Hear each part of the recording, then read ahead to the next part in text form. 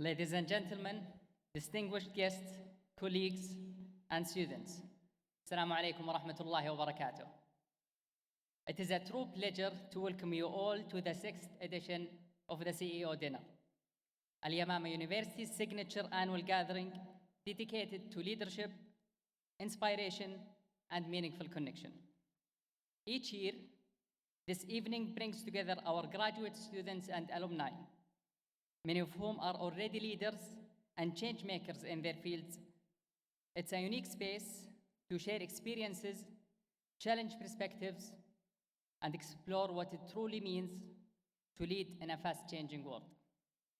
Tonight, we're especially honored to be joined by a guest who's not only leading one of the most exciting ventures in the kingdom's aviation sector, but who's also playing a key role in shaping Saudi Arabia's global image.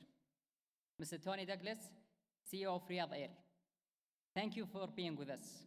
We're truly grateful for your presence and your willingness to share your insights and leadership journey with our community. We're also delighted to welcome a familiar face to many, a journalist, broadcaster, and a powerful dynamic Saudi storytelling, Ms. Ahmed Dakhil, who will be moderating this evening's conversation. To our students and alumni, this evening is for you. You are already contributing to your organizations and industries in meaningful ways.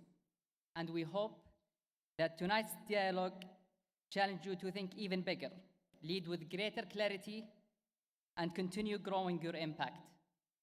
At Al-Yamama, we believe that leadership is not learned from textbooks. It's shaped through moments like this.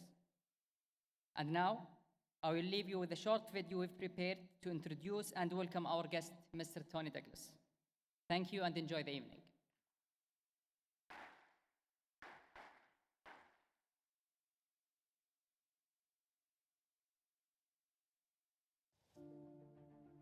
What does it take to master ascent?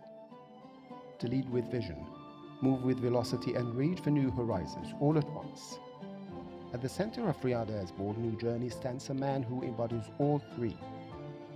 Meet Mr. Tony Douglas, CEO of Riyadh Air, a name synonymous with transformation, bold leadership, and results that elevate industries. With decades of experience at the helm of high-impact organizations, from Etihad Airways and Abu Dhabi airports to BAE Systems and the UK Ministry of Defence, Tony has mastered the art of strategic ascent. At Etihad, he led a turnaround that boosted core operating performance by 34% in just 2 years. At Abu Dhabi airports, he oversaw the creation of one of the largest terminals in the world. Renowned for building high-performing teams and nurturing a culture rooted in excellence, safety, and accountability, Tony Douglas is widely seen as a symbol of purpose-driven leadership. Today, he takes on the giants in one of the kingdom's most ambitious ventures, launching Riyadh Air and positioning the Saudi capital at the heart of global aviation. As Saudi Arabia opens new skies through Vision 2030, Tony isn't just building an airline, he's shaping a legacy. Please join us and welcome the architect of ascent, Tony Douglas.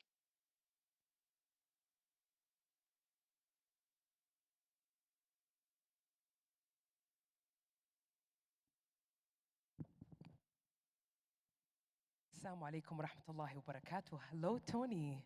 Please, a big round of applause to Tony Douglas, CEO of Riyadh Air. Looking fabulous, by the way. You can open your mic.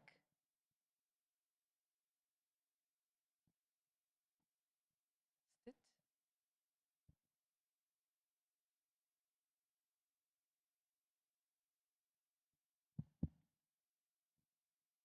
All right. Tony Douglas is no stranger to pressure, scale, or ambition. He has led national carriers, mega projects, and mission-critical infrastructure from the UK to the Gulf.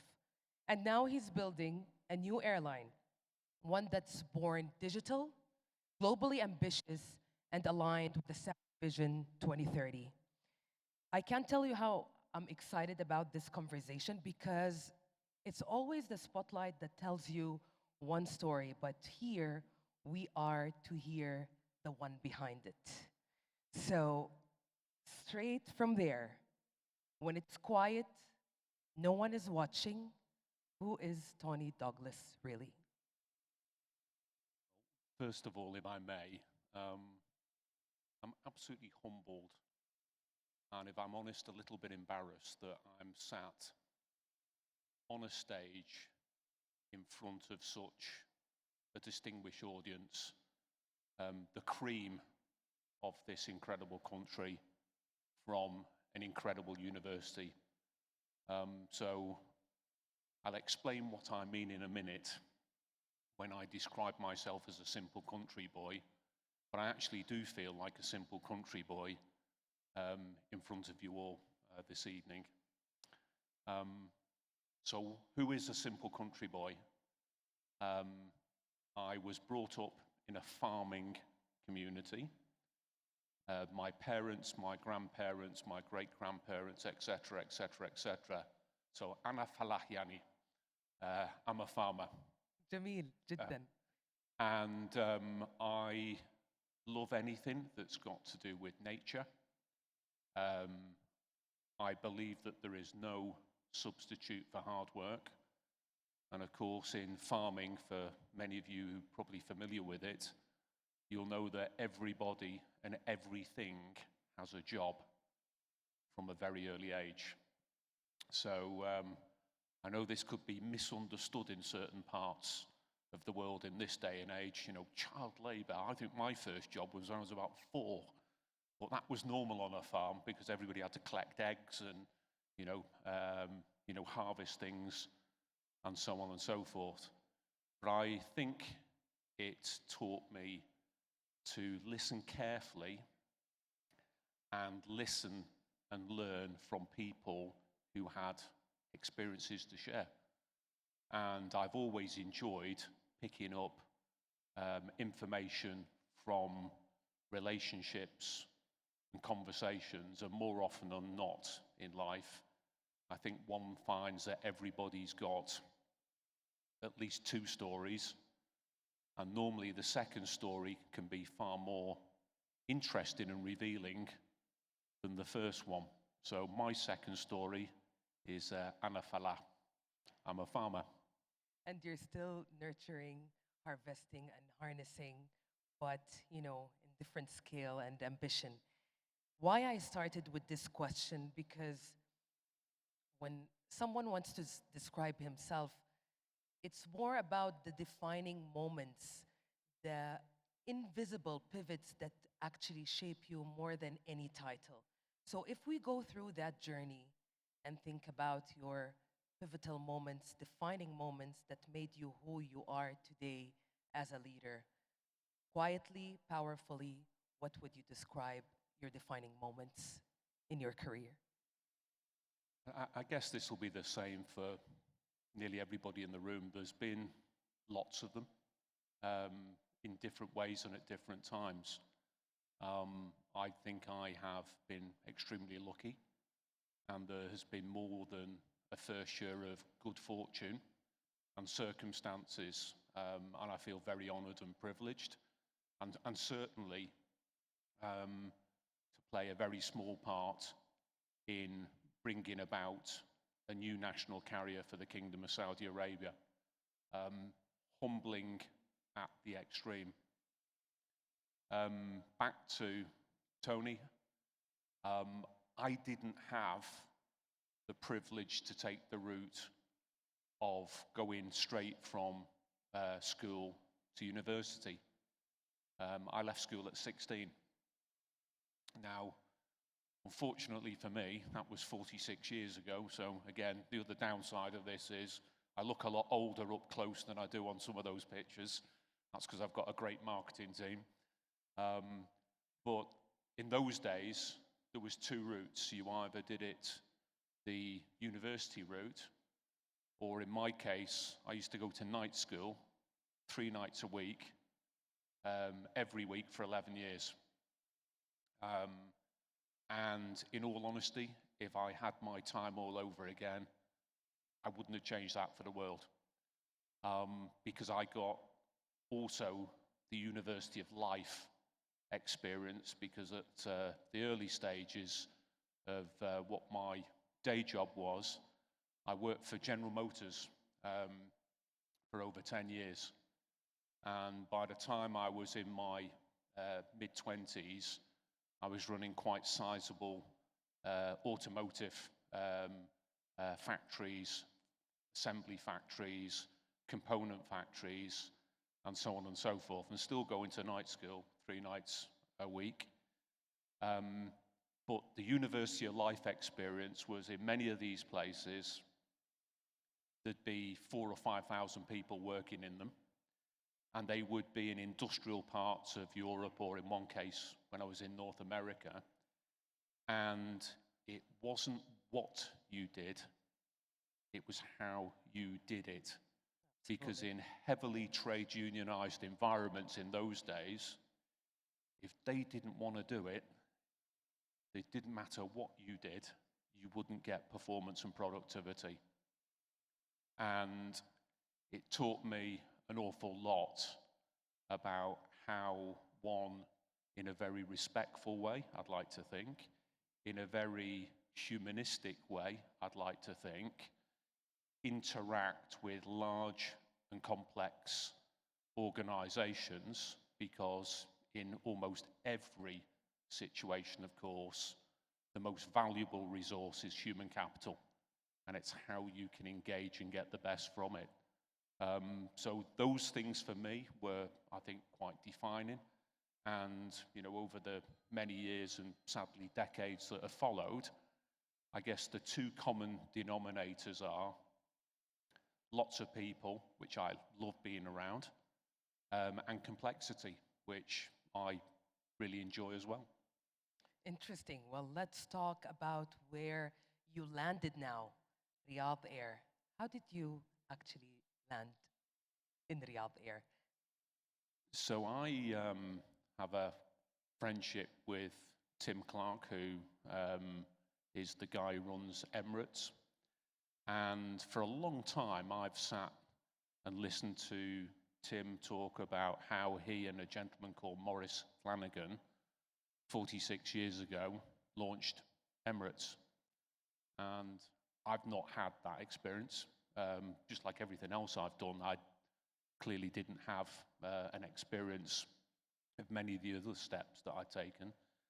And a 5-year turnaround on Etihad was a transformation dealing with legacy issues, and the opportunity to have the vision of the kingdom, the clarity from His Royal Highness through Vision 2030, how that translates to the themes that we're all very familiar with, but with what is probably a horizontal, a cross-cutter, which is far better global connectivity, was the most incredible and humbling experience when one was given the opportunity to play a very small part in what is clearly a much larger story, which is the establishment of a new national carrier. And I guess the gift is we don't have a legacy. Exactly. And I think I would joke as best as I can with an audience of the intellectual standing of this room is I only have one PhD, and my PhD is in how not to do it. And I certainly hope it comes in useful this time. Interesting. Well, let me ask you, what is the best that you do? What excites you more and gives you that spark that you are actually building a brand from scratch in a very competitive market and domain, aviation? So you're absolutely right. Aviation, like many other industries, is hugely competitive. And we were talking in the Majlis just before we came into the ballroom about some of the similarities with sport, whereby I was sharing that I know an owner or one or two of the owners of sporting clubs, and they have dear friends who own opposing sporting clubs. And they're close with their families. genuine friendships, but for the 90 minutes that the game's on, plus the extra time, this is competitive at the extreme, and that's a healthy thing. If it's constructive and it's properly administered. And aviation's no different. In terms of the last 3 years, there's been so many milestones because we're in a rush to serve all of you and the citizens of the kingdom and guests from other countries who want to see the incredible destination attractions here. We really are in a rush, but to build it from scratch, there are endless milestones on a daily, weekly, and a monthly basis. And it was about building a brand, and a brand that you can story tell with. It has a narrative, and it has an engagement that draws people to become even more curious what it will deliver. And I think the one that shocked me in recent times was we launched our in-cabin experience adjacent to the Jeddah Grand Prix 3 weekends ago. And up to last weekend, we had on social media 490 million people on social media had followed that launch. Wow. Now, if you'd have asked me 2 weeks before we did it, how many people do you think we would have seen on social media with that? You would have guessed. I would have said, I have no idea. You would have probably pushed me, and I might have said 49,000. And that's nothing. And I certainly wouldn't have got to 490,000, and it turned out to be 490 million. It's insane. Absolutely. But the power of brand. And like anything else, it's about the art of telling a story that compels. And of course, the brand is Riyadh. The brand is Riyadh. The brand is Riyadh. Yes. And Let me what's ask more you, compelling than that? why you always say that? Like the brand is Riyadh and you repeat it 3 times. What is the message you want to convey? Like iteration, confirmation, affirmation, the brand is Riyadh. What does that mean to you personally? Well, I've got a bit of a habit, to be honest with you, of saying things in 3s that I'm trying to get across. Haram, haram, haram, for any of you who didn't see that. For those who did, you'll know what we're talking about. But in terms of the brand is Riyadh, it was really trying to convey that this is a different proposition. As a startup, we don't need to be held back by legacy ideas. Importantly, in our line of business, legacy systems. And we want to define that brand proposition with an absolutely obsessional attention to detail with guest experience. There's a big digital component to this that we have the opportunity to recreate. And of course, back to the farmer in me, is demonstrating that within every opportunity that we can, is we treat this planet with the respect that we all know that it deserves environmentally. So how that brand translates was really important to pitch a really futuristic airline, which is deeply anchored into the traditions of the kingdom, and whereby Hafawa, hospitality, is absolutely in the DNA of it. Amazing, but today we just want to say that the brand is Tony Douglas, all right? Going back to the pace of intensity, you know, you're working 24/7 to deliver excellence on time. Now, how do you keep that intensity without keeping or leaving you and your team burning out? So I think, look, everybody works hard. We all do. Exactly, everybody in the room, you know, you guys all work hard. We all see industries that put a huge amount of effort into everything they do. I think on a personal level, a lot of it is down to anything, I guess many of us in the room will probably feel the same way. Anything that you really love doing doesn't feel like you're working hard. Yeah, I feel you. And quite often, I actually have the opposite problem. So I've never been any different. My family doesn't normally like spending more than 2 days with me on a vacation unless I've got something to do. And that's not in a nasty way. That's just a reality that I can't sit still for that long. Yeah, we share that. But I guess in terms of an endeavor like this, what it's brought together is an energy around a proposition. And it's kind of self-fueling. It's kind of, a nuclear reaction. It's a chain reaction that I feel is driving an energy into all of us, because we know that here to serve means the faster that we can deliver in the kingdom, Riyadh, and everything that has to stand for, the better for everybody. And, our commitment, our energy, our passion is channeled into it. Who do you trust to build it with? Like, if we talk about your leadership team, what do you look beyond their resumes and CVs? So I think this is kind of an interesting question, because many people will probably have variations of a similar answer. And let me use a bizarre analogy. Feel free. If, let's say, with regret, I needed open heart surgery, I wouldn't go to my ophthalmic optician, who's my dear friend. Now, whilst he's an extremely talented surgeon, he's not necessarily the right sort of surgeon to perform my open heart surgery, because he's an eye surgeon. Now, in our line of business, aviation safety is the absolute foundation stone, as we would all expect and understand. It drives a level of performance and capability that you can't shortcut.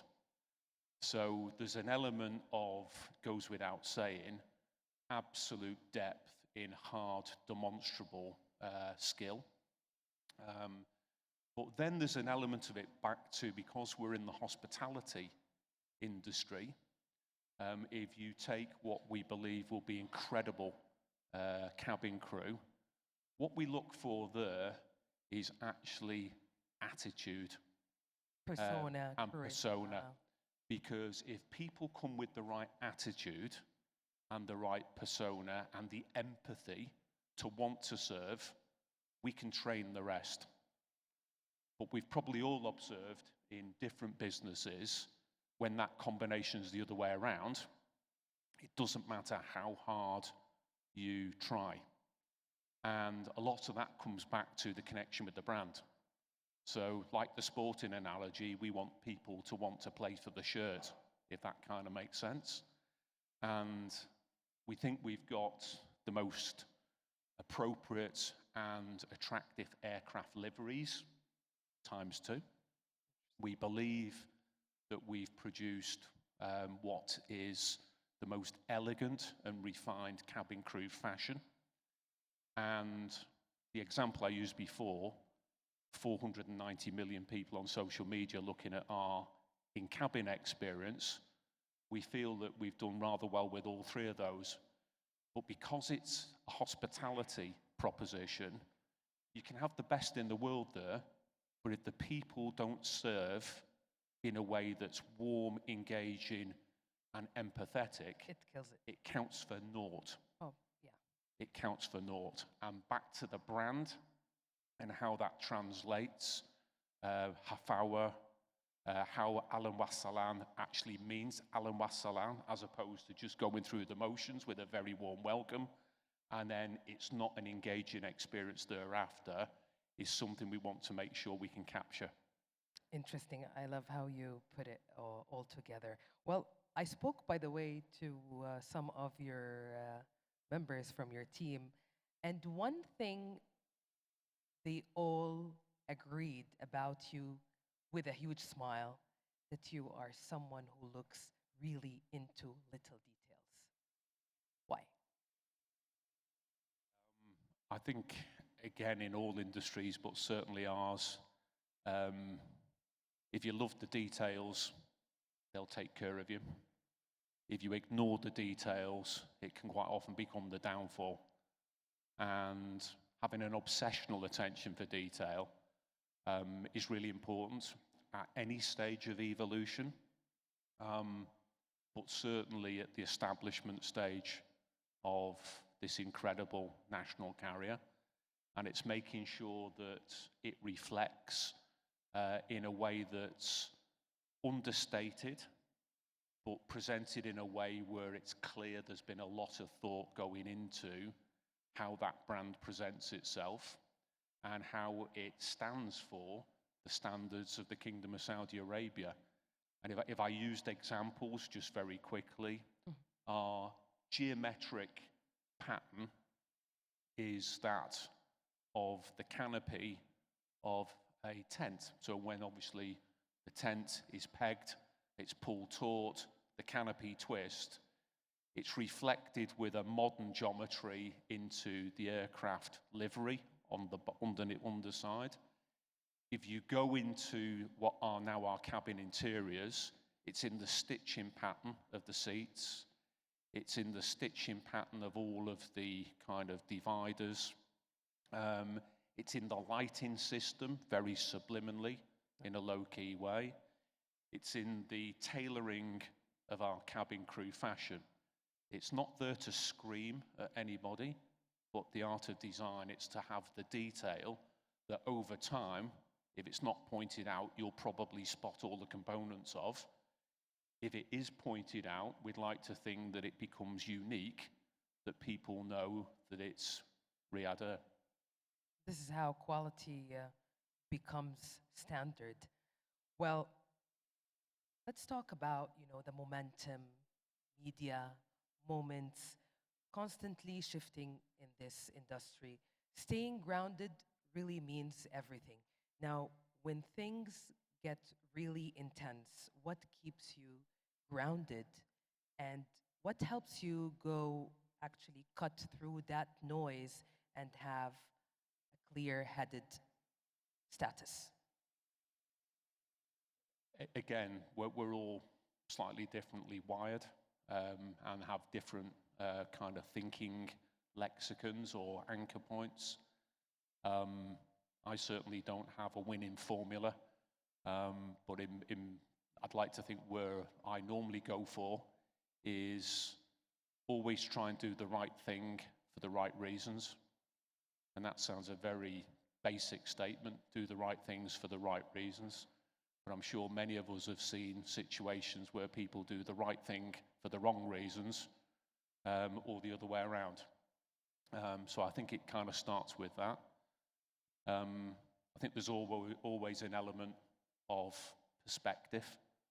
In other words, people I've seen when they get quite anxious about things, sometimes perspective has been lost. Definitely. And I'm sure many people have had more challenging examples than this, but certainly the time when I was serving defence, kind of gives me a number of thoughts along the lines of what I quite often say to people when they're saying, my goodness me, it's all getting terribly difficult and we're not sure how we're going to find a resolution to this. I say, has anybody been killed? And they go, no. And I say, well, that's okay then. Has anybody been mortally wounded? And they say no. So, well, in which case, we can fix everything else. Yeah. And I think it is all about perspective and having a kind of positive mental outlook on what you do and stay as well grounded as you possibly can. We all have bad days, that's normal. And there's, no cure to, problems because they'll always be all around us. But I guess it's how you anchor them. That's true. Well, let me just reiterate what you said. Do the right things for the right reasons. Well, have you ever had to make a decision that came at a cost, but on the other hand, made you stay true to your own self? Many times, quite frankly. Many, many times. And there's been situations where, through the pandemic, for example, there was, a need to conform. But if you then put that to the lexicon of do the right thing for the right reasons, with humanitarian flights, for example, We always went for the default of do the right thing for the right reasons.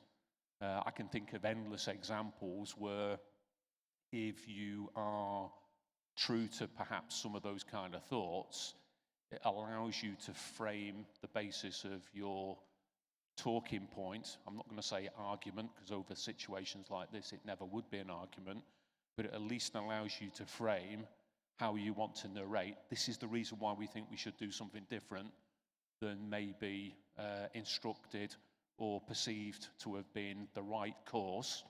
When checking it in that mindset, perhaps it's not. And I think you've got to be prepared in businesses that are hugely complicated. If it's got anything to do with safety or integrity, the default is that takes precedent over and above anything else. All right. Well, I like how you put it. And that's the core of communication, and everything starts from there. Well, if someone shadowed you for 24 hours, what would they get to know more about you, or you surprised them the most about you? I really don't know, in the sense that I'd probably learn a lot more about whoever the person was who was shadowing, because natural interest in others and their stories. I'm not sure they'd find anything particularly unique about mine, other than even though we only have one aircraft at the moment, I have probably spent more time flying in the last 3 years than I have done in my aviation career over 35 years. And it's a function of, we've got global supply chains. We now very proudly have international partners, airline partners all around the world. We're building a brand here proudly as a Saudi brand, but needs to translate internationally. And if they were following me for 24 hours, sometimes it might be a function of how many different countries have we been to in 24 hours. We all aim for that. And I don't even get jet lag anymore. I think I'm kind of over the whole idea, because I just, it is what it is. This is really fun. So yeah, probably be almost what would appear to anybody who's not in our business is almost a suspicion you guys must enjoy doing this amount of travel, and it certainly isn't glamorous, that's for sure. Well, let me tell you, we gotta just open the floor, although I can't get enough from this conversation, and the wisdom of your leadership is just that altitude going from ground up to 40,000 feet. Before we open the floor for questions from the audience, let me ask you what message you want to leave them with.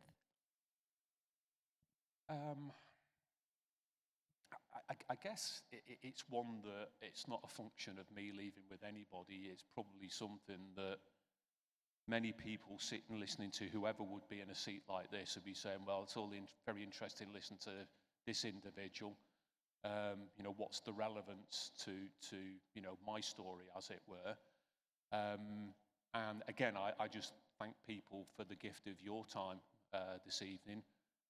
It's genuinely received as a gift with gratitude to me. But I would kind of get to the thing that we would all know intuitively anyway, and that is there's more than one journey.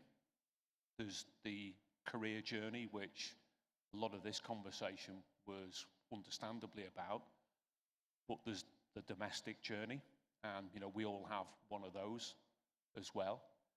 And there's the journey of the self. And I think what I've observed is some of the most impressive people I've ever come across are those who have balance between the career journey, the domestic journey, and importantly, the journey of the self. And so often I've observed imbalances between that means no matter how talented he or she may have been in terms of the career side of it, if it's dominated the other two to the point where people are out of balance or flow, it's not as sustainable, in my opinion. And I guess, you know, at the end of the day, would in years to come, reading my own obituary, so to speak, sounds a bit morbid, but you'll get the idea.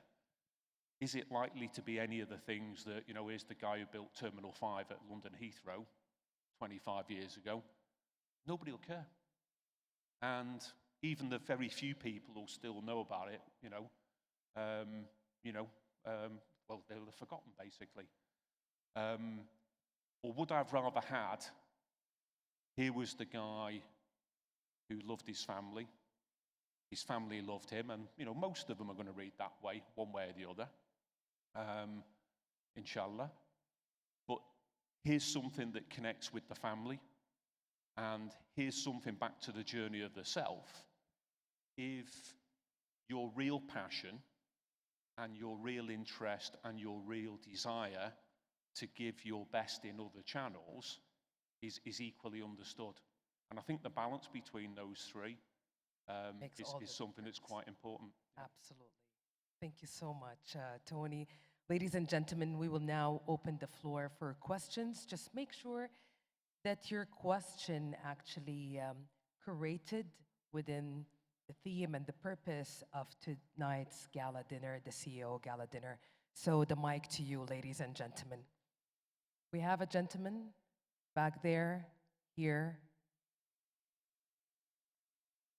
إيه المايكات لو سمحت.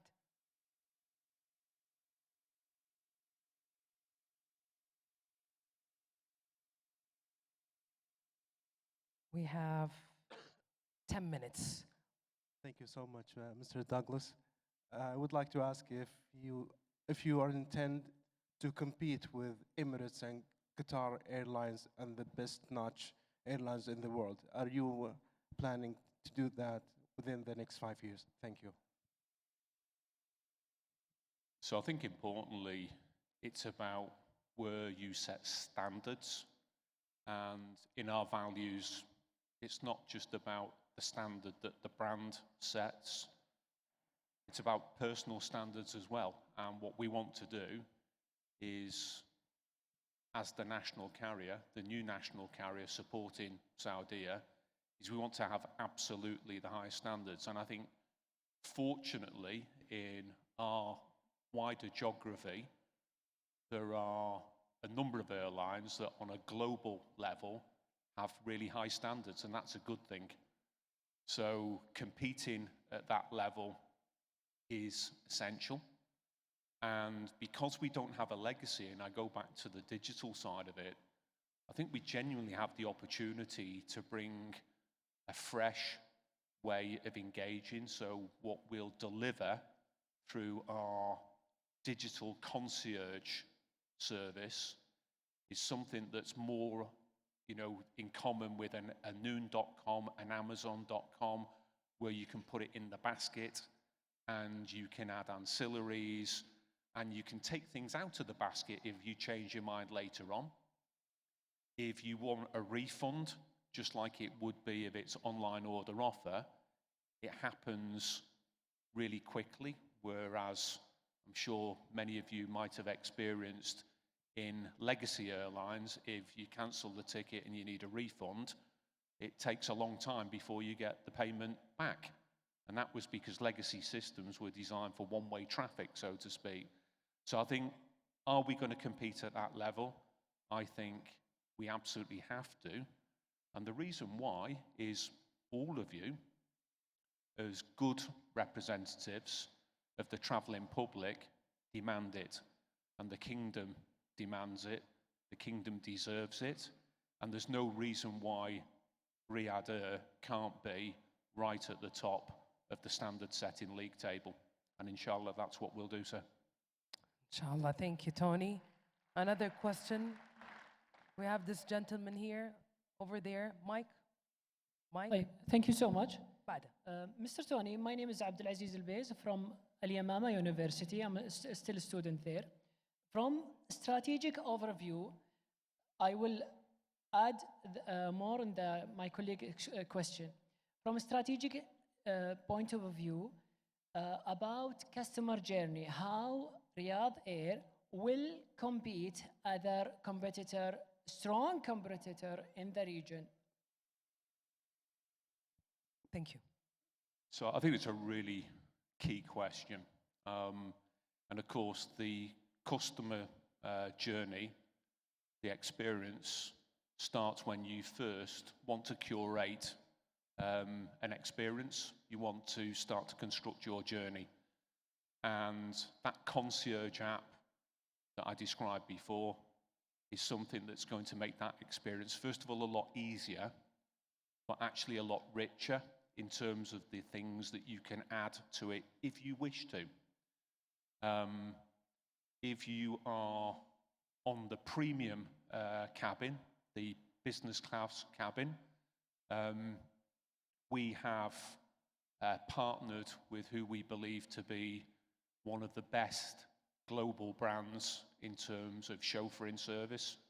So part of that then would take you to Riyadh International Airport. But even if you haven't, on the app, there will be a straight connect through in terms of other ride providers. So again, all of that will be curated. When you arrive here at your home airport, Riyadh International, it will be presented in a way which is consistent with the brand. We will be as digitally enabled, and we're working with all of the partners that will allow over time that your face will recognize you as not only who you are, but what your passport information's all about, your ticket and your transaction, and you can just pass seamlessly through it. The lounge experience at Riyadh Airport will be of the absolute highest standards. And when you go on board, you'll be able to use your own personal device connected to super fast internet. So we'll have the fastest internet speeds of any carrier when you're operating at 38,000 feet, for example.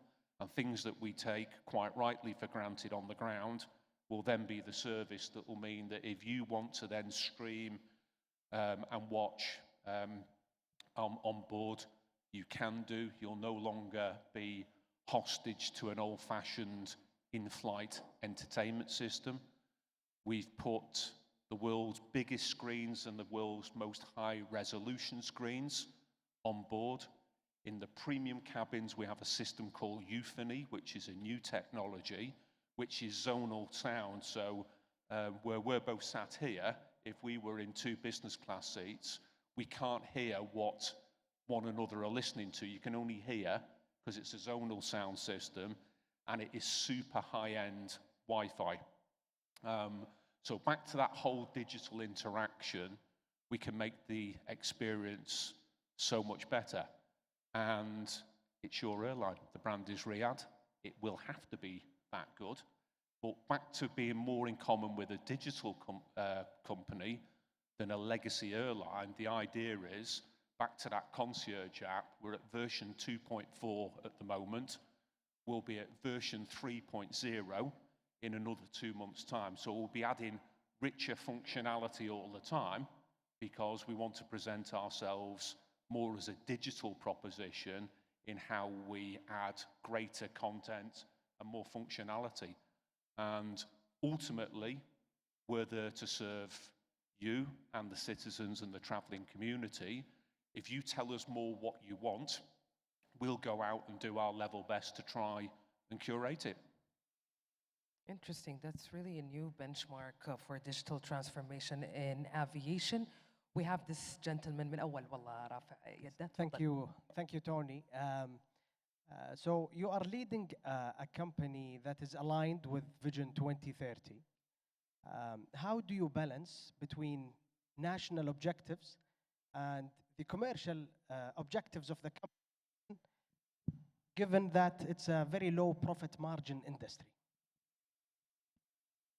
So again, that's a great question, and I'm sure you're aware, very perceptive. So the oldest cliched joke in our industry, I'm sure you and many others have heard it many times before.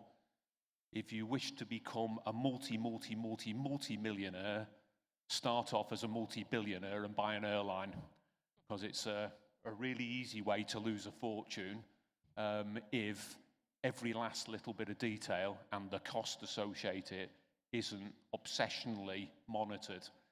In terms of our ownership, as I'm sure everybody's aware, we are 100% owned by PIF, and quite rightly, therefore, this is about establishing a national carrier that we can all be proud of, but it will not be a registered charity.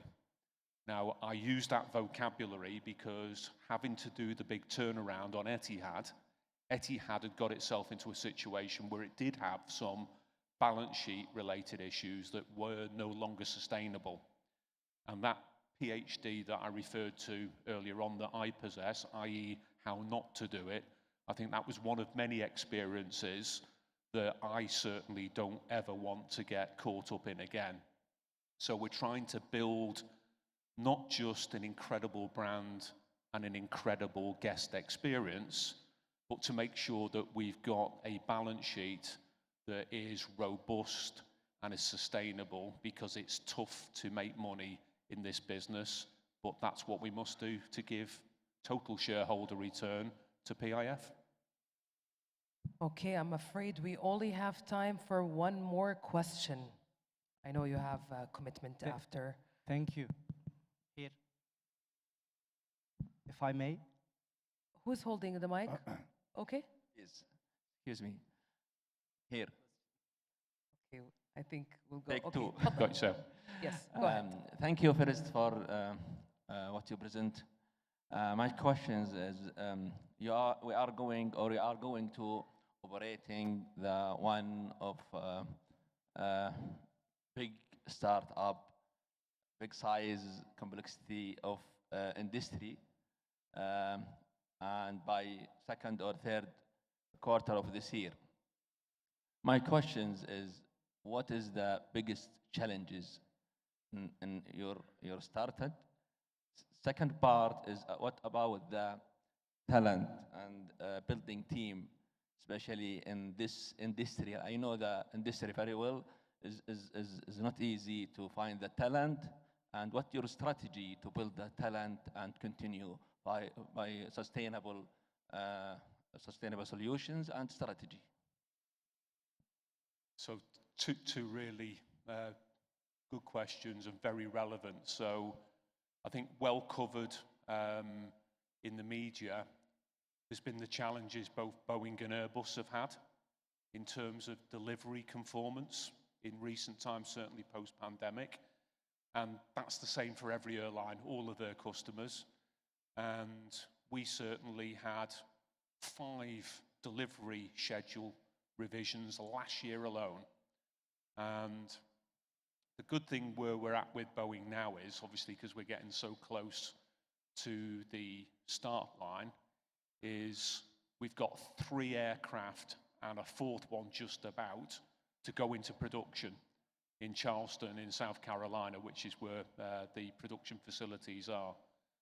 So we could go and stand inside our fuselages now and see them going down the production line.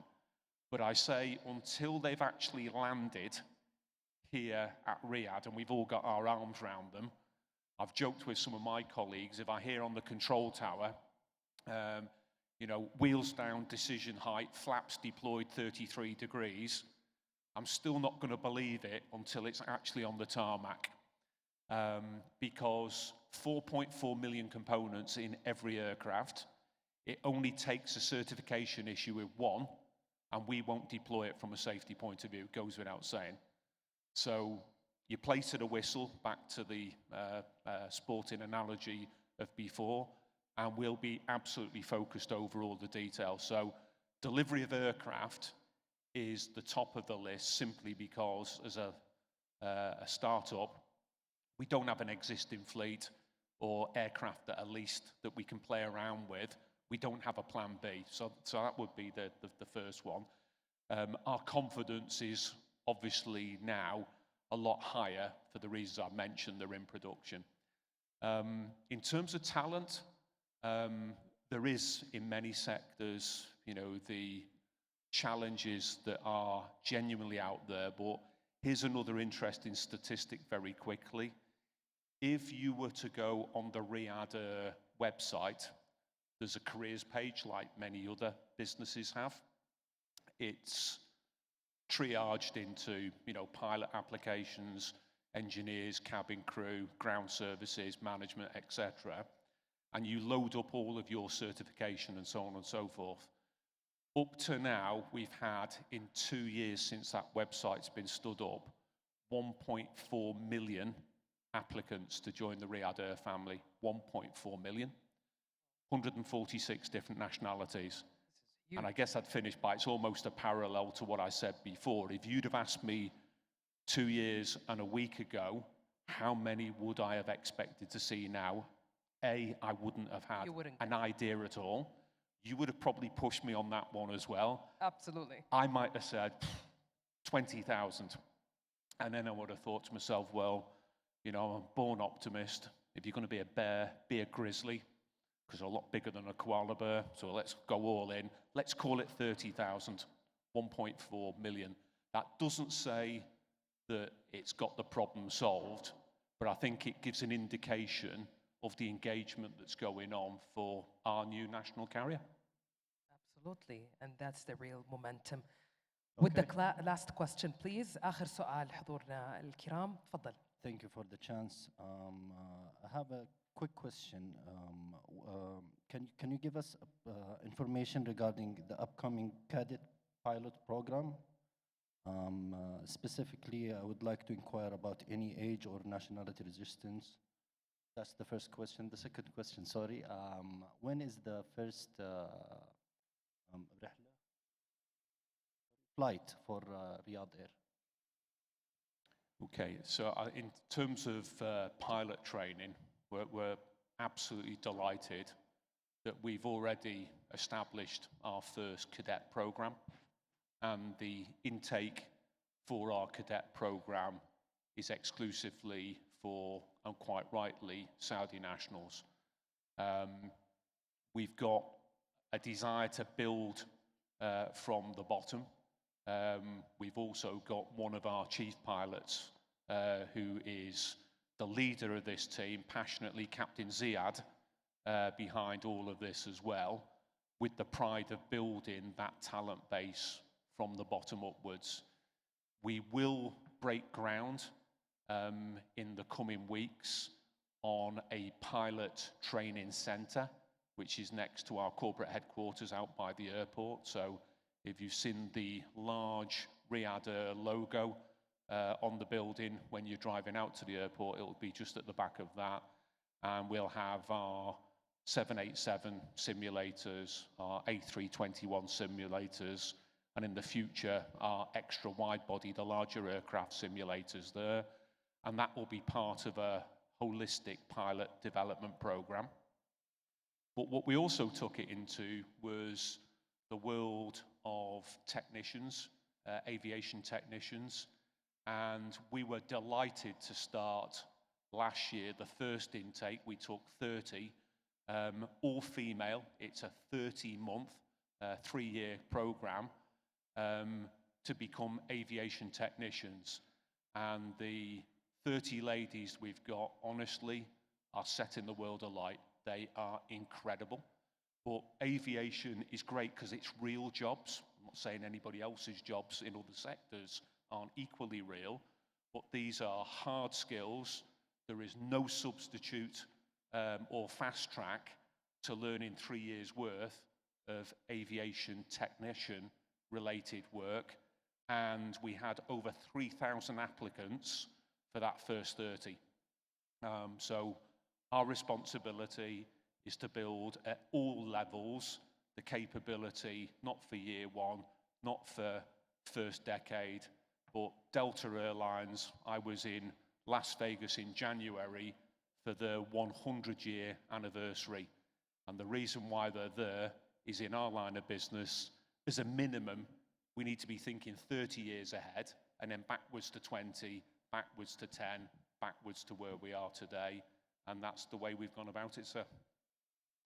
That's great. With that, Tony, we gotta culminate this conversation. Thank you for not just only sharing your insights, but for showing us the leadership behind the title and the thinking behind the growth and the values behind the ambitions.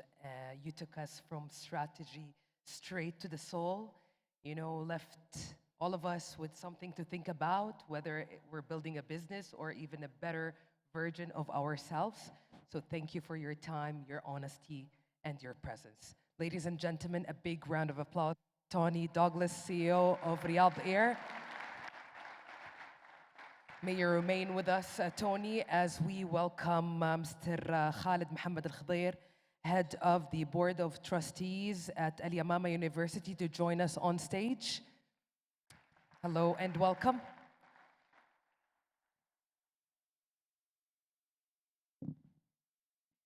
He's going to present a token of appreciation to you, Tony, for your valuable insights, legacy, leadership, and way beyond that. That's a symbol of our deepest gratitude, Tony. Thank you so much.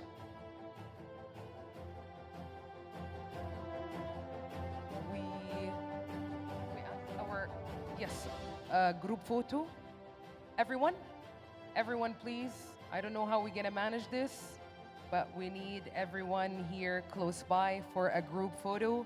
تفضلوا معنا على المسرح لصورة جماعية حضورنا الكرام نختتم فيها هذا حفل العشاء البهيج.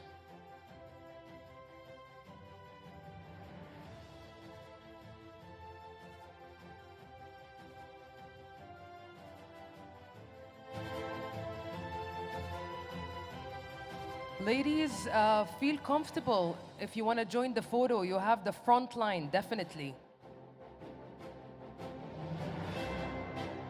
اللي حاضرات معنا تفضلوا كمان بنخلي لكم الصف الأول في بداية المسرح. تفضلوا معنا.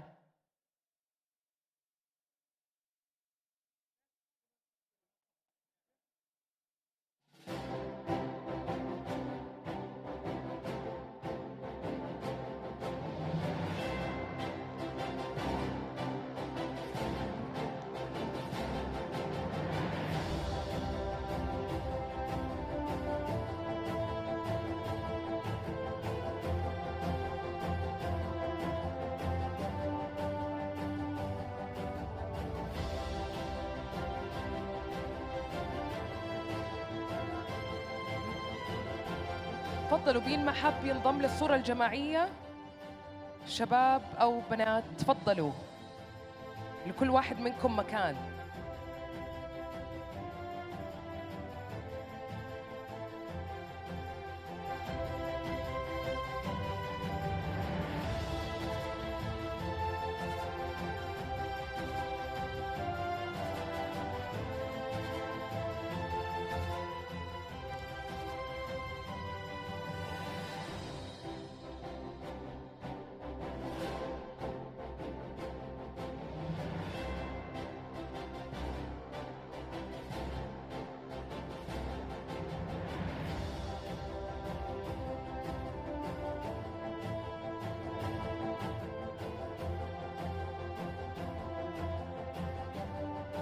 تمام كده؟ تمام.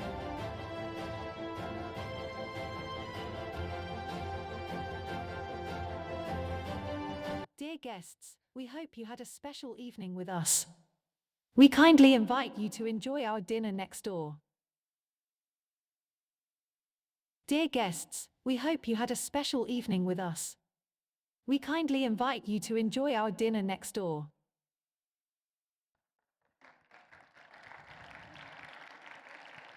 A great way to culminate the CEO Gala dinner.